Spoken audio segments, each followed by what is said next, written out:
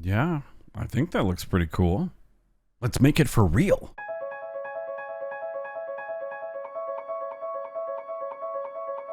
Hey folks, welcome back to the channel. I'm David Bird with Reality Reimagined. I'm an award-winning photographer and Photoshop artist that specializes in fantasy composite art.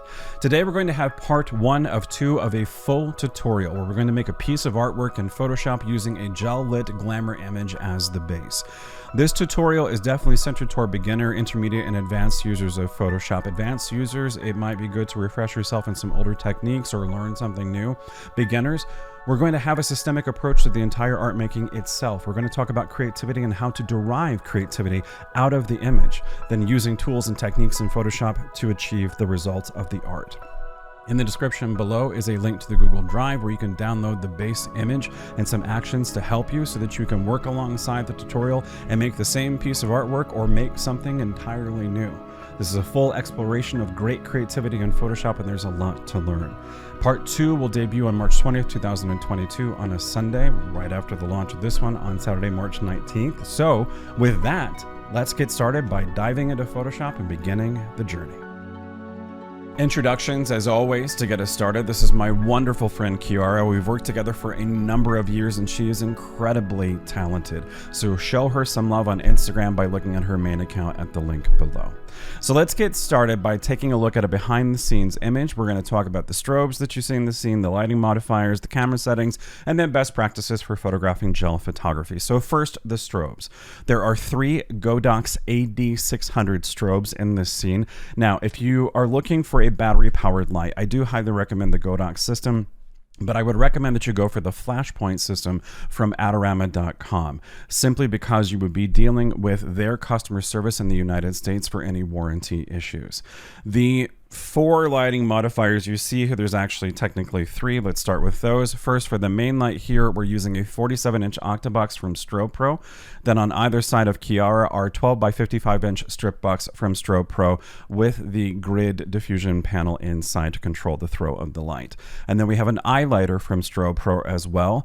This is used so that the main light throwing light down is going to hit the eye lighter and then bounce back in to gently lift some of the shadows that we see on Kiara. That is one of the crucial elements that I like in this lighting pattern, specifically when I use a light above that is boomed above the model, and that top-down lighting can cause a lot of shadows. We can gently lift those just a little bit.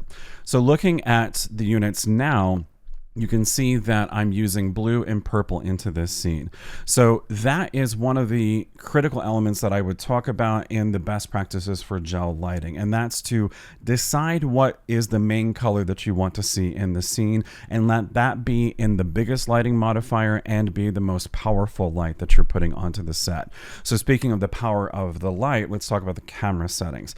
This was photographed a couple of years ago. So at the time I was using the Canon EOS R with the f/24-70 f2.8 lens, and the settings for the camera were f11, ISO 400, and a shutter speed of 1/160th of a second.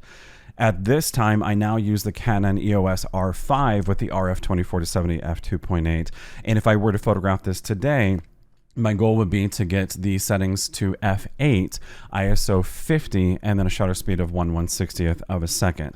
The reason why I want that lower ISO is because ultimately of the noise. The Canon R5 is a 45 megapixel camera. There is a lot of detail in that beautiful little gem from Canon. So if I can keep the noise down by a lower ISO, that's the goal.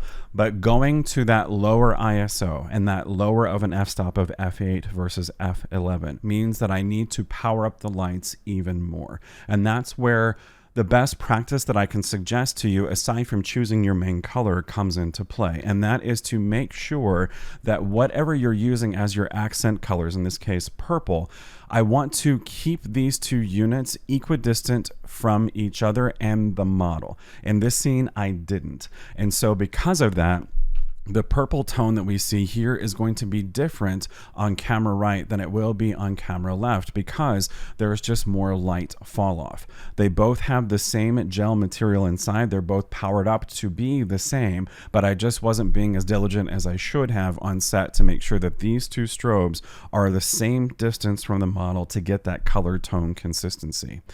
There are no, in my opinion, best practices of absolutely how you must photograph gel lighting with whatever strobes and units and so forth.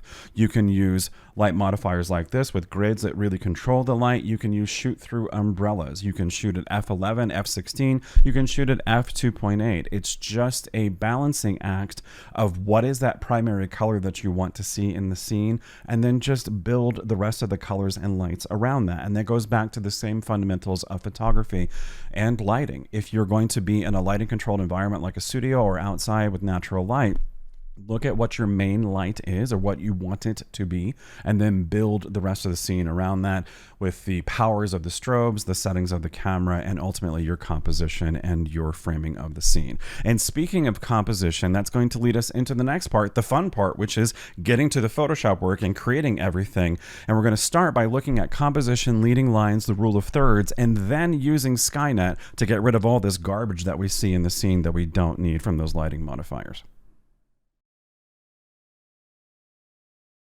Composition can certainly be driven by the final artwork and the vision that you have in your mind, but it can start right here at the beginning of the artwork itself, and you can use visual cues that you see from your subject and their pose to help spark that creativity. So let's look at the leading lines that we see in this scene and start figuring out what's happening and give us an idea of where we're going to go with the artwork itself. So the first leading line that I see is her elbow pointing back to document left, and then her other arm doing pretty much the same thing with that right angle of her arm. This was her pose, by the way. All I had to do was hit the shutter button, which is why I love working with Kiara. She's so incredibly talented, especially with how much dedication she puts to her craft being a model. So with these first leading lines being the strongest, this is what I want to give the most respect to in the overall artwork itself. But there's a second set of leading lines, and it's a diagonal that's created by her hips. So I do want to pay respect to that one as well, but I think the first set of leading lines by her arm is the most powerful that I want to put into the scene, which means that I'm going to fill document left with whatever graphics and so forth and build that structure of those leading lines. But we can also use document right as well to do something diagonally and fill into the scene. But knowing that the strongest one is going to document left, I want to give the most real estate of the overall artwork to document left so I can build in those graphics. And that's where the rule of thirds comes into play. So I'm going to populate my thirds grid, which shows us the rule of thirds. And just a reminder, in the description below, there's the link to the Google Drive where you can download the image of Kiara to work alongside, as well as the thirds grid action that you can use. And it will populate the thirds grid for you no matter the document size or image size. So looking at this, I want her to have a harmony to the thirds, and I don't want her to stay right in the middle because I want more space on document left to build those graphics to those leading lines. So I'm going to let her intersect to the right third quadrant in the scene, and then just use some of the excess on document right for that diagonal leading line itself. I'm going to go ahead and delete this helper layer and then clear these guides so we can move on to using Skynet to remove all of our lighting modifiers from the scene. To remove the guides, I'm going to come up to View and then down to Clear Guides. Now notice that I have associated the F12 key to this function in Photoshop. All of my F keys on my keyboard are associated to different functions in Photoshop. It just saves me some time instead of having to navigate up to View and then down. I can just hit one of the F keys. So clicking this, that will clear those guides.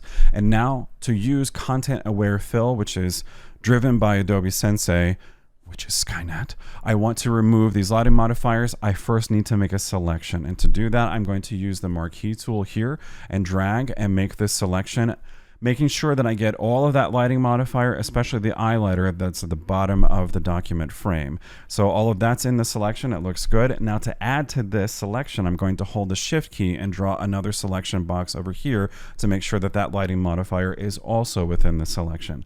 With the selections active, let's come up to Edit and then down to Content Aware Fill. This is going to bring up the new dialog of Content Aware Fill that came out in Photoshop CC blah blah blah a few iterations ago, and anything painted in green is what Skynet is going to use to fill in these selections, and then we get a live view over here. This live view looks pretty good, so I'm going to go ahead and hit OK.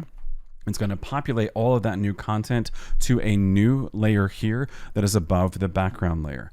I want to release the selection. So to do that, I'm going to hit Control or Command and the letter D for deselect. And then I want to combine these two layers together so we're only dealing with one layer. And to do that, I'm going to come up to Layer and then down to Flatten Image, and notice that I put the F4 key as well to this to save some time. So with them flattened together, I now want to reposition Kiara so that she will be in that right third. Again, I'm going to hit the thirds grid action to populate it, and then I literally want to move the image over. And to do that, I first need to unlock the background layer. The layer is called background. It has this lock icon. If I click it, it's now unlocked, and the layer is called layer 0. Then I'm going to hit V for the Move tool, and on your Move tool, make sure this box is checked that says Show Transform Controls. Then you'll see the bounding boxes across the scene that let you control the image in various functions. So to move her to the left, I'm going to hold the Shift key and click anywhere in the image. And as I drag her to the right, because I'm holding the Shift key, it will literally move her left and right the first movement that I did. I cannot now move her up and down.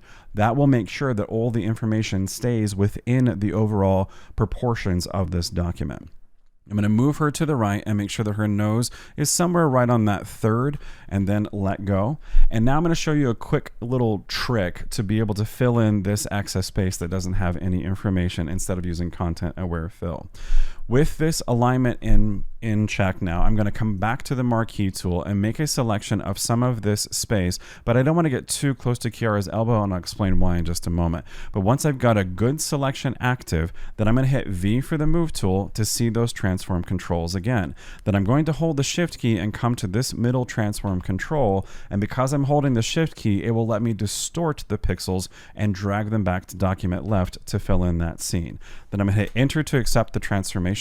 There still is an active selection, so I'm going to hit Control or Command and letter D for deselect, and now I've stretched those pixels. But this little trick is something that you've got to be careful when you use it, because anything in the background pixels here are going to literally be stretched. Since there isn't a lot of detail and data in this, I can go ahead and stretch it, and I also know that I'm adding graphics and textures and stuff, so it won't really matter. But if you have a scene that's got recognizable elements in the background, you're going to be stretching them, so just be careful how much you use this technique and how far you stretch those pixels. So to continue forward, I want to clear the grids. So I'm going to do that by hitting F12 on my keyboard, and then I want to flatten this down so that we can return back to a background layer. And to flatten it, I'm going to hit F4 because I put those two F keys to those two functions in Photoshop.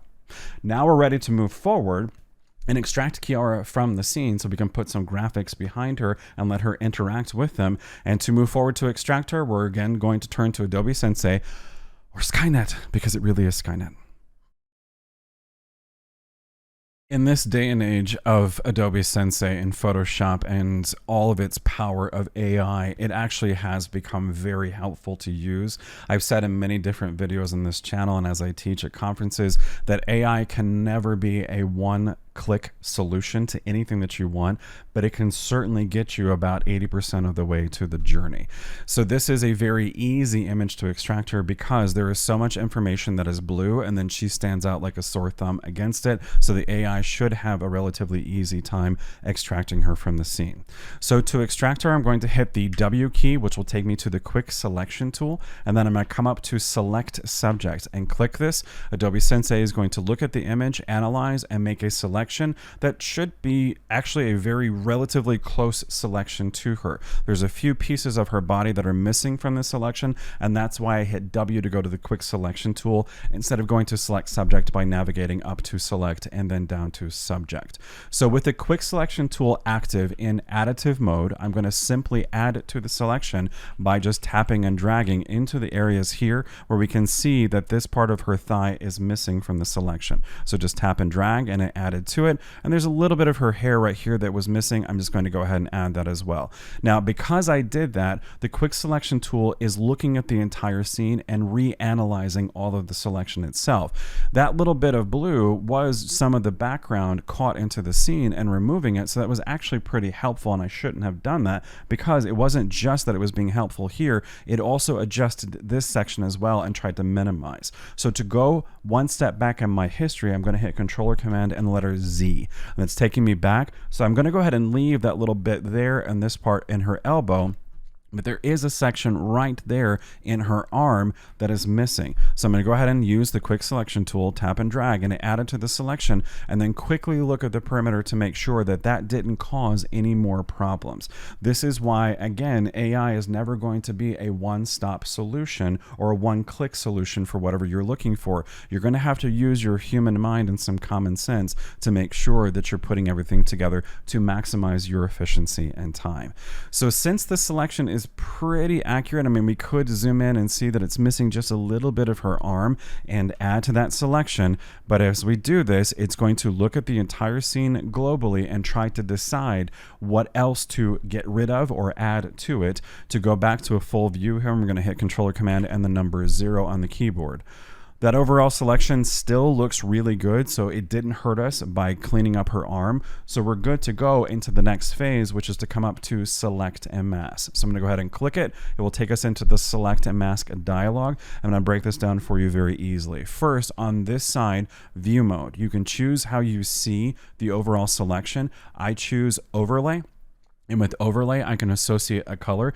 Typically, I have blue as my color, but since the background was blue, it would be counterproductive, so we're on green. I've reduced the opacity by 55%, so I can see through to the original image. So in case there's anything missing, it will show that to me. And since we have a color of green in the background, it's showing us some of the material that is left over from the extraction. This is why a one-stop click of AI is never going to be one and done. So we need to use a tool inside of this dialog of Select and Mask to help us out, and actually two tools. First, make sure that edge detection here, Smart Radius is checked, and then set a radius of anywhere between 8 and 16 pixels. That's kind of a sweet spot that lets the AI further refine the selection. Now, it's not going to jump out and start picking other things. It's going to take the initial selection and say, this is good enough, this is what he wants. Now refine it based upon the parameters that we set into it of the radius.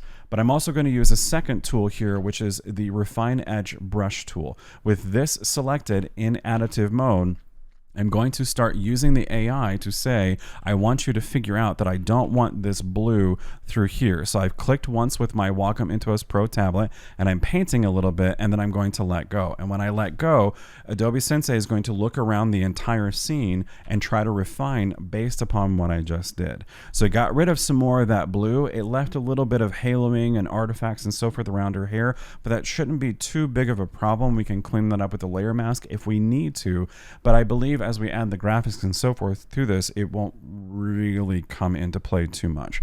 But I also want to get rid of some of the blue that we see in her hair that's peeking through right through there. So again, using the Refine Edge Brush tool, just tracing a little bit, it got rid of that information, and looking across the entire scene, it looks relatively good. So I think we're okay to output back to Photoshop. And to do that, I'm going to come down and make sure that my output to is set to New Layer with Layer Mask, and then hit OK.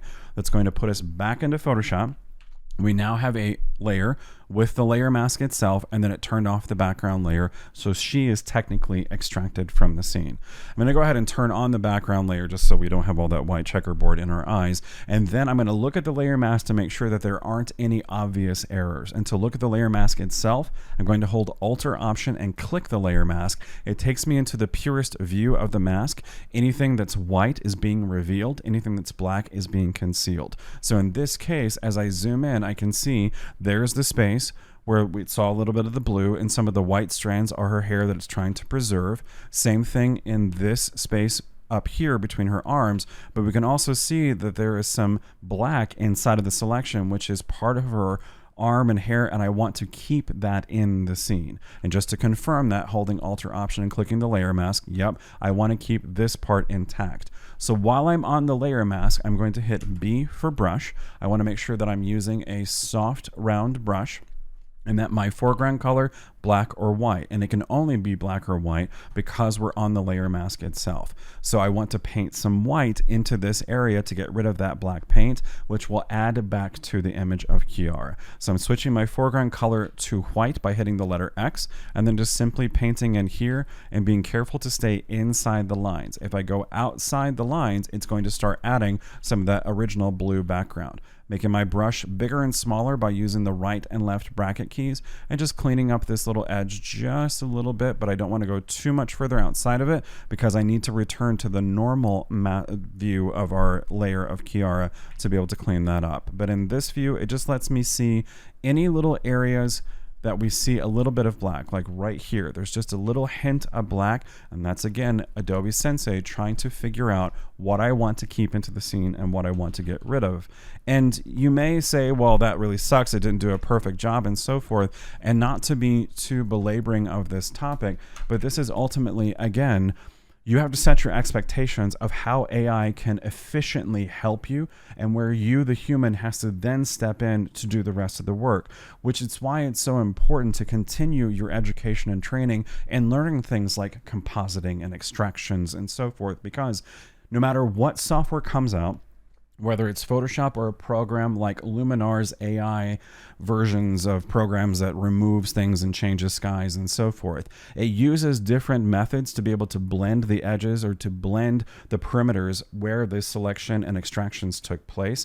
But that is never going to be a sure, strong artistic solution. You as the human still has to step in to clean up those selections, to clean up those edges, to make things look as good as possible, and your artwork deserves that. If you want to continue your education in composites, then look to the description below for the Photoshop Composite Series, which is a series of 40 hours of education that I have created, teaching you all types of compositing techniques, whether it be gel art like this, fantasy characters, superheroes, or just basic studio portraits from a beginner perspective, showing you how to put a texture into the background or how to replace a sky and so forth. Look to the description below to go to the landing page for the Photoshop Composite Series. So the layer mask at this point, I think, is clean enough for us to be able to move into the next step, which is to start the real fun. And the real fun is building the graphics and deciding what we're going to do to augment this scene of gelled lighting photography and glamour artwork. Now we're at a critical next step for the artwork, and it's one that requires us to ask the existential question, what do we do next? This is a question that many of my students ask, that I mentor, especially if they're new to photography and really if they're new to Photoshop. They ask, well, what do I do now with the art, and what are the tools inside of Photoshop to be able to do it? It's okay to be in this place. Sometimes the spark of creativity is there and you have a rough idea of what to do, but you don't know the tools, or you don't have any spark at all. It's okay to be here. Don't fear this place, because this is truly the exciting place to be, because the entire world of possibilities in front of you. But let's use the image itself as a source of inspiration by simply analyzing what we've already done and what we see. So what is this image about? Yes, it's glamour and there's a level of sensuality, but it's gel lighting, which is bright lights and a lot of color. We know from the composition, the rule of thirds, the leading lines, that we want to fill document left with a lot of information that is bright lights and a lot of color. So now we need to figure out what lights and what colors to put there. We can look at the colors we see in the scene of blue, red, and purple. Think of the color wheel, and do we stay in those same families of blue, red, and purple, or do we use complementary colors to that to work in the harmony of the scene? I just want to use the colors that we already see, especially the colors that we see in Kiara, because there's a white set of clothing that she's wearing that provides a fun balance, but a little hint of teal as well into the scene, which is something that we can work into this and try to balance everything around it. So we know creatively what to do. Now we just need to know the tool to do it. And I want to fill this side with this first graphic that we're going to create to pay the most respect to the leading lines that we see in the scene. I want to use Kiara's body as the source. There's light and color there. So I need to make a selection of her and be able to use that with a simple technique to create a fun graphic that's very easy to do. And to make that selection, we're going to use a tool we've already used, which is the Marquee Tool. But first, I want to be able to only have a layer that is just Kiara, which is why we extracted her, to build graphics behind her, but for this technique as well. So to only have a layer of her, I'm going to right-click the layer mask itself and say Apply Layer Mask. Now we have an extracted version of her where the only thing in this layer is the picture of Kiara, the information, the color data of Kiara, and that's it. So with this layer selected, I'm going to come over to the Marquee Tool and select it. Now with any tool in the Tools palette, if you right-click it, there will be a subset of tools that roughly do the same thing. So in this case, we have the rectangular Marquee Tool, the elliptical Marquee Tool, and then single row Marquee Tool and single column Marquee Tool. I'm going to select single column Marquee Tool because I want to make a column selection of her body, not a row, and then stretch that across the scene, just as we did earlier when we expanded the background a little bit. Now, single row literally means a single row of pixels, a single row or column. So zooming back out, I need to decide where in her body I can get all of that information to fit the overall leading line structure of her. So with this active, I'm going to move my crosshairs to the very top of her arm, probably right about here. Because at the edge of her wrist, if we think about color and light moving across the scene, as we did looking at those leading lines, I don't necessarily want her forearm up here because I want it to be right at the edge of her. And if it's at the edge of her wrist, if we look straight down on a column, it's going to pretty much grab data that's her entire body length that we see in the picture. So moving my crosshairs right to the edge of her wrist, I'm going to click one time. And that has now populated the marching ants of a selection. So to make it its own layer, I'm going to hit Control Command and the letter J for duplicate. And now we have a layer right here. It's very difficult. We don't really see anything because it's that single column of pixels. But if I hit V for the Move tool with Show Transform Controls checked, we can see the bounding boxes of something. I'm going to hold Shift and click that middle one and drag to the left and make sure that this goes all the way off the document. Now hit Enter to accept the transformation. We took that one column of pixels, stretched it out, and made this beautiful set of colors and lights that was derived from the scene itself. And there's so much more we can do with this, and that's what we're going to explore. But I want to reposition this in the layer stack so it's beneath the layer of Kiara. I'm sure you've probably seen artwork like this in the past. This technique has been used for years and years and years. It's a very simple one using some of the basic tools inside of Photoshop. So, specifically addressing all of you beginners, welcome to the journey of Photoshop. How cool and how easy it is to make something so visually impactful and fantastic using a simple set of tools and asking yourself a simple question. What do you want to see? And then using your own image, your own art as the guide. But I want to go further with it, so that's what we'll explore next. That concludes part one of this journey of creating beautiful graphic gel artwork, gel lighting, and glamour. And part two will debut on March 20th, 2022 on the channel. If you like the content you found in this video, then please give the video a like and consider subscribing to the channel because new content debuts each week in photography and Photoshop education. When you subscribe, make sure to hit the bell icon so you'll be notified of that new content when you return to the YouTubes. Thanks for watching today, and until next time, I'll see you out there in the world of Photoshop.